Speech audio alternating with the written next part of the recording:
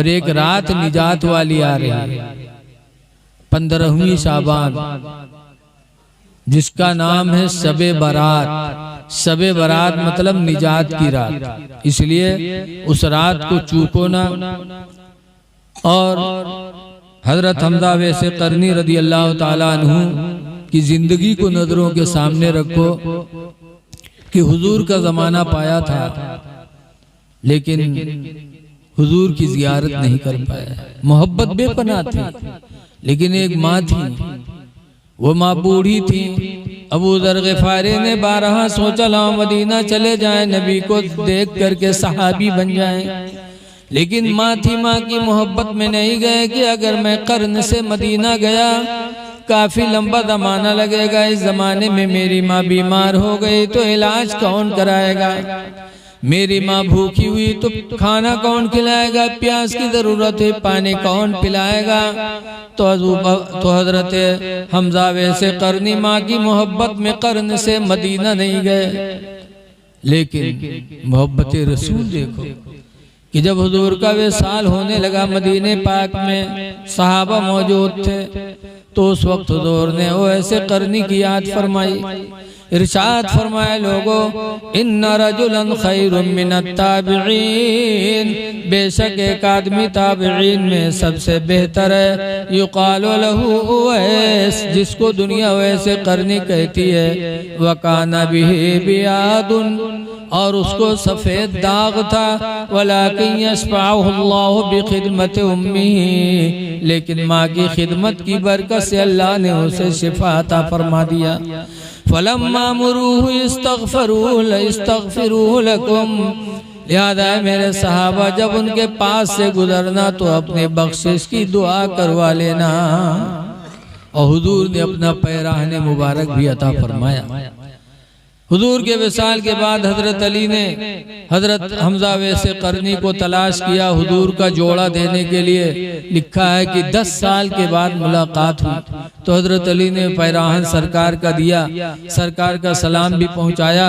उसके बाद पूछा, हमजा वैसे करनी एक बात बताओ कि हम लोग जिंदगी भर नबी के साथ रहे, आखिरी वक्त रसूलुल्लाह ने किसी को अपना जोड़ा नहीं दिया पैराहन, और आपको आखिरी वक्त पैराहन अता फरमाया, वो कौन सी नेकी आपके अंदर है।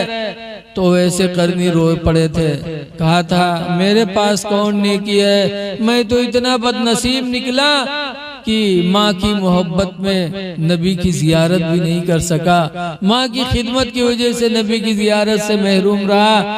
तो हजरत अली ने कहा था, वैस खुदा की कसम तुम्हारी माँ की खिदमत वाली नेकी ही है जिसने तुमको इतने उरूज पर पहुंचा दिया कि आखिरी वक्त मेरे नबी ने फरमाया है कि जब उनके पास पहुंचना तो बख्शिश की दुआ करवा लेना। लिहाजा तुम हम सब के लिए दुआ करो। पता चला कि माँ की खिदमत, बाप की खिदमत इंसान को क्या कामयाबी की मंजिलें अता करती है। लिहाजा लोगों, माँ बाप जिंदा हो तो उनकी खिदमत करो, और दुनिया से चले जाए तो उनके लिए दुआएं मगफिरत करो। लेकिन आज दिल नहीं मानता, और सबसे ज्यादा कुरोवत है पतोइहा जो जिंदगी में कौरा नहीं पूछत, लेके अलग हो जाते। और जब सास मरी है तो ये मेर रोई की अराय गिरी धूं से, लोग उठाई हैं फिर गिरी घड़ाम से, लागत है साथे चल दी। ये मक्कारी नहीं तो क्या है।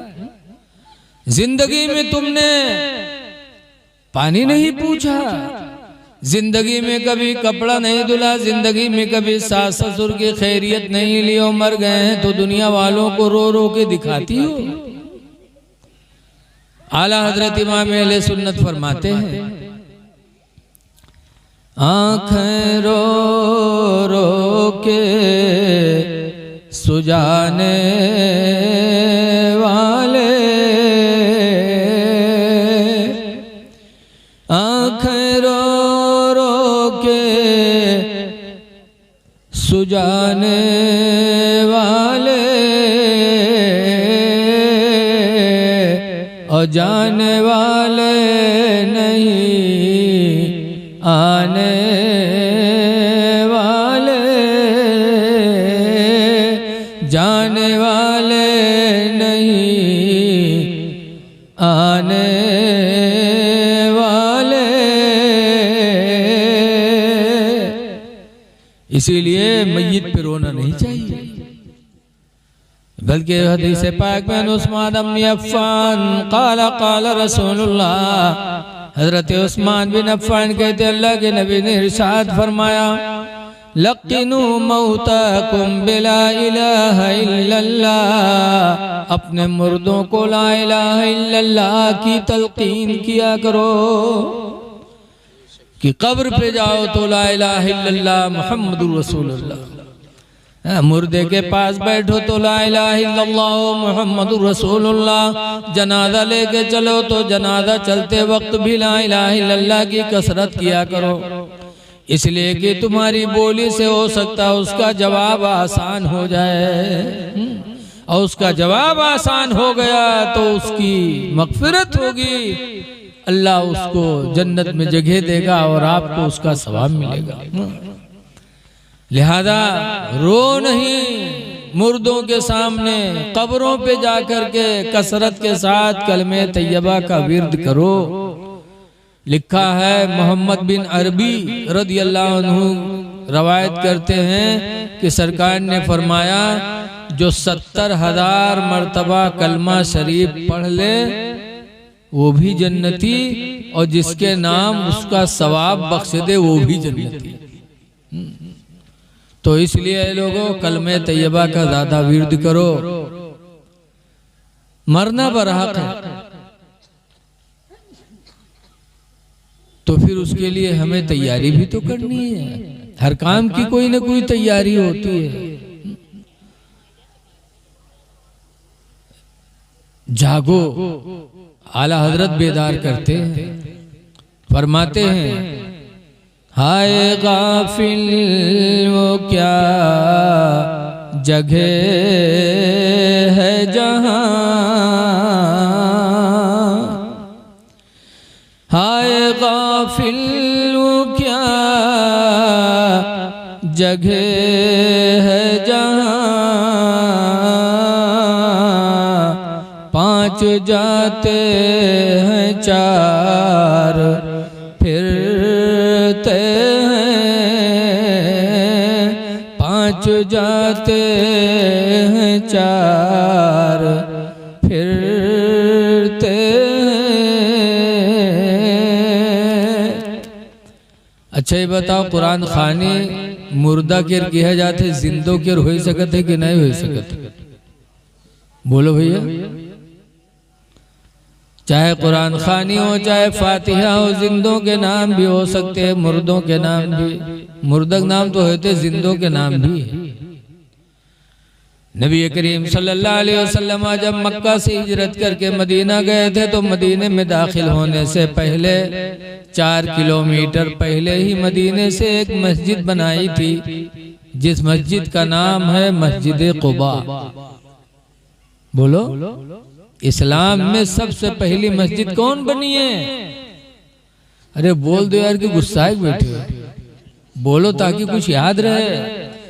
इस्लाम के आने के बाद सबसे पहले रुए जमीन पर जो मस्जिद मेरे नबी ने बनाई है वो कौन सी मस्जिद है? मस्जिद कुबा। इसीलिए जब हाजी लोग जाते हैं तो उस मस्जिद में नमाज जरूर पढ़ते हैं। उस मस्जिद के बारे में रसूलुल्लाह के एक सहाबी हजरत अबू हुरैरा रदियल्लाहु ताला अन्हु, अबू हुरैरा ने क़यामत तक आने वाले हाजियों को और उम्रा करने वालों को एक वसीयत किया था। हजरत अबू हुरैरा ने फरमाया था, मन अदरका हादल मस्जिद, जो भी मुसलमान इस मस्जिद में आए, इस मस्जिद को पाले, फल्युसल्ली रकातैन, तो चाहिए कि इस मस्जिद में 2 रकात नमाज नफिल पढ़ ले। सुम्मा यक़ूलो, फिर वो दुआ मांगे, अल्लाहुम्मा हातैनि रकातैनि लिअबी हुरैरा, या अल्लाह इन 2 रकातों का सवाब अबू हुरैरा को अता हो। अबू हुरैरा ने क़यामत तक आने वाले मुसलमानों को वसीयत किया था कि जो भी इसमें आए 2 रकात नमाज पढ़ के हमको उसका सवाब पहुंचा दे। मुफस्सिरीन हदीस लिखते हैं कि इस हदीस से साबित हुआ कि जैसे मुर्दों को इसाले सवाब किया जाता है वैसे जिंदों को भी इसाले सवाब किया जा सकता है। अबू हुरैरा ने यह नहीं कहा था मेरे मरने के बाद जो आएगा वो 2 रकात नमाज पढ़ के इसाले सवाब करेगा, नहीं, बल्कि फरमाया था जो भी आए वो 2 रकात नमाज पढ़ के मेरी रूह को उसका सवाब पहुंचा दे। इसलिए लोगों इसाले सवाब करना चाहिए। अगर इसाले सवाब का कोई फायदा न होता तो अबू हुरैरा उम्मत को वसीयत क्यों करते? बोलो बात समझ में आ रही कि नहीं आ रही? अबू हुरैरा से बड़ा आलिम कौन हो सकता है? बहुत बड़े सहाबी हजरत अबू हुरैरा, जितनी हदीसें इनसे रवायत है बुखारी मुस्लिम में और किसी सहाबी से उतनी हदीसें नहीं मरवी। तो दुआ करना चाहिए अपने ईमानी भाइयों के लिए, मग़फ़िरत की दुआ करना चाहिए। अल्लाह ने कुरान में फरमाया है सल्ली अलैहि, ऐ नबी लोगों के लिए दुआएं करो, फ़इन्ना सलातक सकनुल लहुम, इसलिए कि तुम्हारी दुआ उनके लिए सुकून का जरिया बनेगी। कुरान में दुआ करने का हुक्म है। इसलिए अपने माँ, अपने बाप, अपने पड़ोसी, अपने ईमान वाले भाइयों के लिए जितना हो सके कुरान दरूद शरीफ पढ़ के ईसाले सवाब करना चाहिए और सदका करना चाहिए। देखिए रसूलुल्लाह सल्लल्लाहु अलैहि वसल्लम की माँ हजरत आमना रदियल्लाहु ताला अन्हा मदीने के करीब एक झाड़ी में दफन, झाड़ी जानते हैं, मुख्तसर सा जंगल। हजरत आयशा सिद्दीक़ा रदियल्लाहु ताला अन्हा सरकार की बीवी कहती हैं कि मैं एक दिन एक ऊँटनी पे हुजूर के पीछे बैठी जा रही थी कि मदीने के करीब उस झाड़ी से मेरे नबी का गुजर हुआ। तो हजरत आयशा कहती हैं कि हुजूर रो पड़े और रो करके ऊँटनी से उतरे और झाड़ी में चले गए। हजरत आयशा कहती है मैं बहुत परेशान कि हुजूर कुछ बोले नहीं और यहाँ पहुँचे, रोए और रो करके उतरे और चले गए झाड़ी में। कह रही मैं गमगीन थी, इतने में हुजूर वापस आए तो मुस्कुराते हुए आए। जब मुस्कुराते हुए आए तो हजरत आयशा पूछती हैं या रसूल अल्लाह मेरे माँ बाप आप पर कुर्बान जाएं, आप गए रोते हुए और आए मुस्कुराते हुए। तो हुजूर ने फरमाया आयशा इस झाड़ी के पास से जब मैं गुजरा तो मुझे अपनी माँ की याद आई। मेरी माँ आमना इसी झाड़ी में मदफून है। मुझे अपनी माँ की याद आई तो मुझे रोना पड़ गया और जब मैं माँ के करीब गया दुआ मांगी तो अल्लाह ताला ने मेरी माँ को दोबारा जिंदगी अता फरमाई। कब्र फटी, मेरी माँ आमना जिंदा होकर बाहर आई और उन्होंने मेरा लाया हुआ इस्लाम कबूल कर लिया, कलमा पढ़ा। फिर वो कब्र में गई, कब्र मिल गई तो मुझे खुशी इस बात की हो गई कि मेरा लाया हुआ इस्लाम मेरी माँ को भी अल्लाह ने अता फरमा दिया, मेरी माँ मोमिना हो गई। इस खुशी में मैं मुस्कुरा पड़ा। अब यहाँ से 2 बातें मालूम है कि एक तो ये कि नबी की माँ मुसलमान थी, मोमिना थी, और दूसरी बात ये भी मालूम हुई कि माँ की कब्र पे जाना ये नबी की सुन्नत है, जाया करो। लेकिन आज चले जाइए अजमेर शरीफ, चले जाइए देवा, बगदाद चले जाइए और अब्बा अम्मा गाँव के कब्रस्तान में हुआ न जाए पे। अरे अजमेर भी जाओ, बहरेज भी जाओ, देवा भी जाओ और अपने माँ बाप की कब्रों पे भी हाजिरी दिया करो।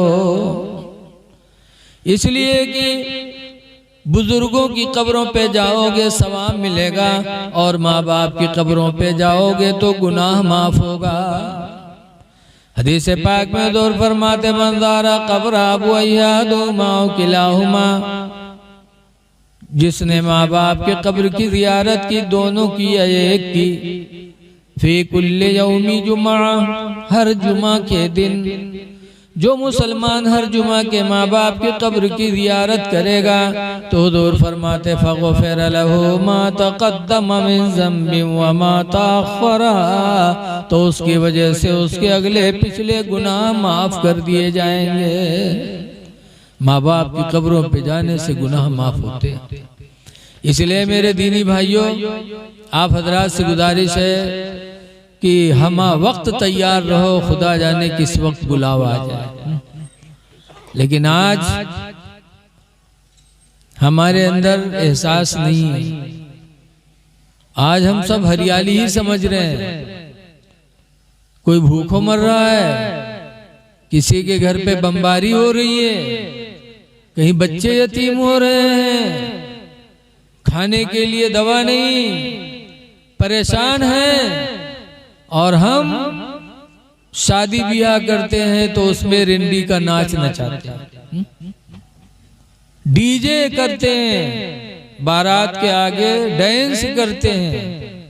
क्या इंसानियत मर गई? हमारे तुम्हारे भाई क्या मुसीबतें उन पर हैं। कोई जेल काट रहा है, कोई मारा जा रहा है, कोई बेघर हो रहा है, किसी के घर पे बुलडोजर चल रहा है और आप रंडी का नाच देखेंगे। हम रंडी का नाच देखें? इंसानियत कहाँ चली गई? इंसानियत पैदा करो, इंसानियत। शादी हुई है, दूल्हा चली तो दूल्हा के आगे डांस करी है, नौजवान कूदिए, देखे तन को नीक नहीं लागत, और कूदिए पेट अलग जे चूतर अलग जे, और वही पर उतान उनके मिहरवा ठाड़ के का कही, देखो हमरे गुडवा कब्बक देखो 5 हाथ ऊपर उलरत है। हाँ, बताइए कितनी बड़ी भी है। तुमको सब खुशहाली ही नजर आती है। भाइयों का गम भूल गए। वो तो वैसे जैसे एक आदमी रहे चश्मा लगावे कर बहुत आदि रहे, जागे तो चश्मा लगावे और सोवे तो चश्मा लगाए रहे। और के चश्मा रहे हरेर, हरेर रंग के चश्मा लगावत रहे। तो जब घास छोले सवेरे जाए तो जहां पहुंचे तो कोनो घास उका झुरान दिखाई नहीं करे, सब हरेरे हरे मजत्ती झौरी सब बटोल लाओ और ला के बैल के आगे रखे। तो बैल झौरी कैसे खाई ले? तो ठाड़ देखे कि अरे खात नहीं है, वह अपन चश्मा निकाल के बैलवा के लगाए दिया, बस उका हरेर हरेर देखान वो सब झौरी खाई ली।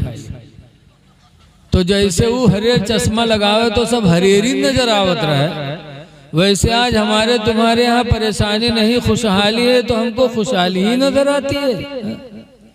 अपने ईमानी भाइयों का गम महसूस करो। आज नाच गाना से अपने आप को बचाओ।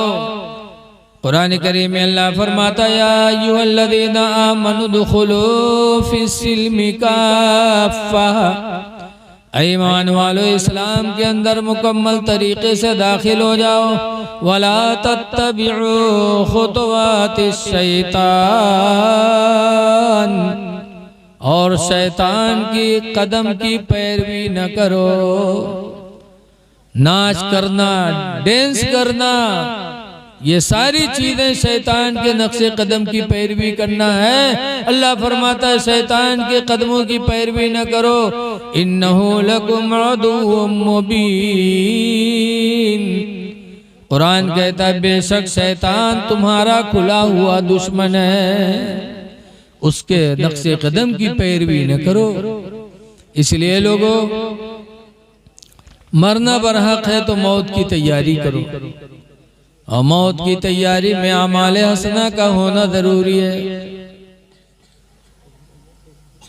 हदीस पाक में इस्बागुल वज़ूइ अलल मुकारिही, सख्त ठंडक में मुकम्मल वज़ू बनाना, व कसरतुल खता इलल मसाजिदी, और ज्यादा कदमों से मस्जिद में जाना, व इंतज़ारुस सलाति बादा सलाह, और एक नमाज के बाद दूसरी नमाज का इंतजार करना। फ़ज़ालिकुमुर रिबात, तो दूर फरमाते हैं लोगों ये काम तुम्हारे लिए जिहाद जैसा है, अल्लाह आपको जिहाद का सवाब अता फरमाएगा। इसलिए तैयारियां रखो, साफ सुथरा रहो और सहाबे किराम की जिंदगी को नजरों के सामने रखो। आज हम मौत को भूले बैठे हैं। हजरत उमर फारूक आजम रदी अल्लाह ताला अन्हु अमीरुल मोमिनीन थे मदीने में, पूरी दुनिया के अमीर, और उनका लड़का अब्दुल्ला मदीने के मदरसे में पढ़ता था। एक दिन अब्दुल्ला पढ़ने नहीं गए तो हजरत उमर ने बुलाया, कहा बेटे पढ़ने नहीं गए? कहा अब्बा जब तक नया कपड़ा नहीं बनवाओगे नहीं जाऊंगा। कहा क्यों? कहा ये पुराना कपड़ा देखकर मेरे साथी मेरा मजाक उड़ाते हैं कि अमीरुल मोमिनीन के लड़के और पुराने कपड़े में आते हो। आप जब तक मुझे नया कपड़ा नहीं बनवाओगे नहीं जाऊंगा। तो हजरत उमर रज़ी अल्लाह ताला अन्हु पूरी दुनिया के अमीरुल मोमिनीन थे, प्रधानमंत्री थे, लेकिन सादगी और ईमानदारी का आलम देखो कि इतना पैसा नहीं था कि फौरन अपने लड़के का कपड़ा बनवा दे। अपने खादिम को बुलाया, फरमाया या खादिम इज़हब इला बैतिल माल, ऐ मेरे खादिम तुम बैंक चले जाओ, वकुल्ल खादिनी बैतिल माली, और बैंक के मैनेजर से जाके कह दो युती अरबात रूबियत अला इसमें उमर इब्नुल खत्ताब दैना, कि जाके कह दो कि उमर के नाम पर 4 रुपया कर्जा दे दे। कुल्लमा यक़दी शहरी, जब मेरा महीना पूरा होगा तो मेरी तनख्वाह में से 4 रुपया काट लेगा। जाओ मांग लाओ ताकि मैं अपने लड़के का कपड़ा बनवा दूं। बैंक का खादिम बैंक गया, बैंक के मैनेजर से जब बताया तो बैंक के मैनेजर ने कहा जाके उमर से कह दो कि इस महीने के मुकम्मल होने तक अपनी जिंदगी की जमानत लिख के दे दे। कहते महीना पूरा होगा तनख्वाह मिलेगी तो काट लेना, तो जाके लिखवा लाओ कि महीना पूरा होने से पहले उनको मौत नहीं आएगी। जाके लिखवा लाओ, मैं इसे थोड़ी दूंगा, दे दूं और उससे पहले इंतकाल कर जाए तो ये बैतुल माल है, माल कहां से आएगा?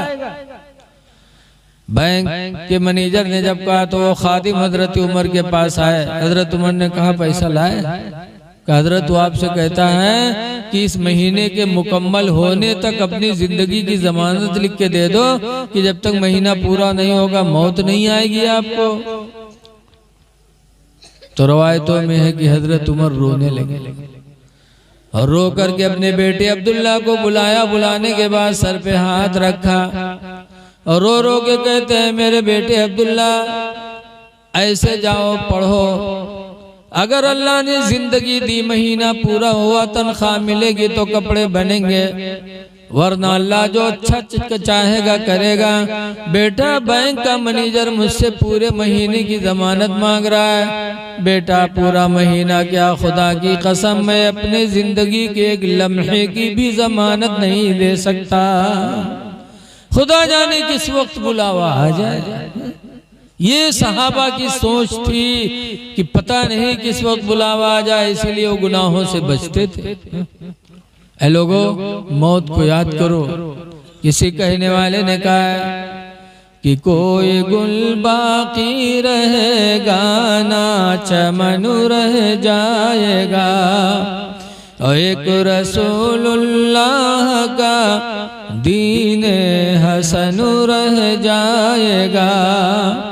हम सफीरो बाग में है कोई दम के चहचहे,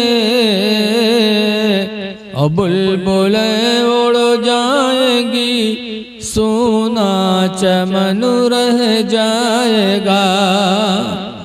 अवतुल सो कम ख्वाब की पोशाक पे नाज़ान हो, अतुल सो कम ख्वाब की पोशाक पे नाज़ान हो, इस तन बेजान पर खाले कफन रह जाएगा। इसलिए दुआ करो कि अल्लाह ताला हमको तुमको बाईमान दुनिया से उठाए। सबसे बड़ी दौलत ईमान है।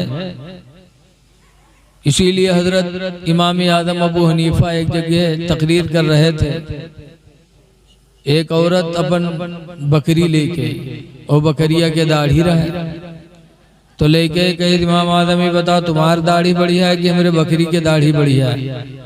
तो इमाम आदम फरमाते बूढ़ी माँ अगर मैं ईमान पर दुनिया से गया तो मेरी दाढ़ी तुम्हारी दाढ़ी से अफजल होगी, तुम्हारी बकरी की दाढ़ी से। और खुदा न करे अगर कहीं मैं बेईमान होके दुनिया से गया तो तुम्हारी बकरी की दाढ़ी मेरी दाढ़ी से अच्छी होगी। पता चला कि चाहे दाढ़ी हो, चाहे नमाज हो, चाहे रोजा हो, सब चीज की मकबूलियत का दारो मदार ईमान है। इसलिए हम अपने ईमान को बचाएं। मौत अल्लाह ताला जिस हाल में चाहे इंसान को आए। साहबे किराम की जिंदगी हमारे तुम्हारे लिए नमूने अमल है। एक सहाबी थे जिनका नाम है अबू ज़र ग़िफ़ारी। आज हम लोग तो किसी को मना नहीं करते बुराई से, हम लोग सोचे थे वो का खुदे के अमल का जवाब दे पर हम काहे बोली जस्करी वसपई, हम लोग इस तरह कहते हैं, लेकिन ये शरीयत की बोली नहीं है। आज हम लोग किसी को बुराई करते देखते तो नहीं बोलते काहे अरे जसू करी वसपई, अरे ठीक है लेकिन हमारा आपका क्या फरीदा है। हुजूर फरमाते मर्रा मिनकुम मुनकरन फलयुग़य्यिरु बियदिही, तुम में का जो किसी को बुराई करता देखे तो अपने हाथ से रोके।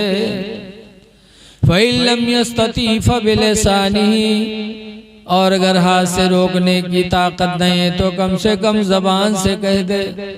वइन लम यस्तती फ़बिक़ल्बिही, और अगर जबान से भी मना करने की ताकत नहीं है तो दिल ही में बुरा मान ले। इस्लाह करना चाहिए। हजरत अबू ज़र ग़िफ़ारी एक दिन जा रहे थे, एक साहब सोने की अंगूठी पहने आ रहे थे। अबू ज़र ग़िफ़ारी ने देखा तो ऐसे हाथ मारा, अंगूठी को खींचा और खींचकर फेंका। कहा जहन्नम की आग अपने लिए हलाल कर रहे हो, जब रसूलुल्लाह ने सोना पहनना मर्दों के लिए हराम कर दिया तो क्यों पहने हो। उनकी उंगली में कुछ खराश आ गया, वो गए हुजूर से शिकायत कर दिया। कहा हुजूर अबू ज़र अगर मना करते तो मैं निकाल देता, लेकिन अबू ज़र ने तो इतनी जोर से खींचा कि मेरी उंगली में खराश पड़ गई। हुजूर ने अबू ज़र को बुलाया, फरमाया अबू ज़र नरमी करो। एक दिन हजरत अबू ज़र ग़िफ़ारी खाने काबा का तवाफ कर रहे थे। तवाफ करने वालों में एक शख्स ऐसा भी निकला जो कालरदार कुर्ता पहने हुए था, नुकीले, तवाफ कर रहा था खुदा के घर का। अबू ज़र ग़िफ़ारी ने देखा, वह पकड़ा गिरेबान और कालर नोच के फेंक दिया। कहा खुदा के घर में और घमंड का लिबास। इतनी जोर से खींचा कि उनके गर्दन में खराश आ गई। वो गए हुजूर से शिकायत किए कि अल्लाह के रसूल अगर अबू ज़र मना करते तो मैं निकाल देता, लेकिन अबू ज़र ने तो इतनी जोर से खींचा कि मेरा कालर भी फट गया और गर्दन में खराश आ गई। हुजूर ने अबू ज़र को बुलाया, कहा अबू ज़र अब जंगल में जाके रहो, तुम्हारी तरह सब अमल नहीं कर पाएंगे, जाओ अपने जंगल में बसेरा करो। इतना कहना था, क्या इश्क था रसूलुल्लाह से। इतना कहा कि अबू ज़र जंगल अपना लो, सिर्फ इतना मेरे नबी के मुंह से निकला था। तो अबू ज़र घर गए और अपनी बीवी से कहा मेरी बीवी अल्लाह के नबी ने फरमाया जंगल अपना बसेरा बना लो, चलो इतनी जिंदगी जंगल में काटा जाए। मेरे नबी के मुंह से बोली निकली। अबू ज़र ग़िफ़ारी की बीवी भी तैयार हो गई। मियाँ बीवी मदीने के जंगल में चले गए। जितनी जिंदगी बची थी सब जंगल में काट दिया। जब आखिरी वक्त आया अबू ज़र ग़िफ़ारी का जंगल में, सिर्फ मियाँ बीवी, जब आखिरी वक्त आया तो अबू ज़र ग़िफ़ारी की बीवी रोने लगी। जब रोई तो अबू ज़र ग़िफ़ारी ने पूछा रो रही हो। कहा क्यों न रो, आपके जागने का वक्त है, जंगल है, यहाँ कोई आदमी नहीं, कोई इंसान नहीं, आपका आखिरी वक्त है। मैं इसलिए रो रही हूँ कि आपके इंतकाल के बाद आपको मैं कैसे नहलाऊंगी, आपकी नमाज कैसे होगी, आपको दफनाऊंगी कैसे, इसलिए रो रही हूँ। तो अबू ज़र ग़िफ़ारी ने कहा था मेरी बीवी रो नहीं, नबी करीम के महफिल में एक दिन बैठा था तो सरकार ने फरमाया था कि मेरे सहाबियों में एक सहाबी ऐसा होगा जिसे जंगल में तन्हाई में मौत आएगी और उसकी तजहीद व तकफीन के लिए घोड़सवारों की नूरानी जमात आएगी। बीवी हो सकता है नबी ने मेरे ही बारे में फरमाया हो, वो मैं ही हूँ ये कहा। और थोड़े देर बाद अबू दर ग़िफ़ारी का इंतकाल हो गया।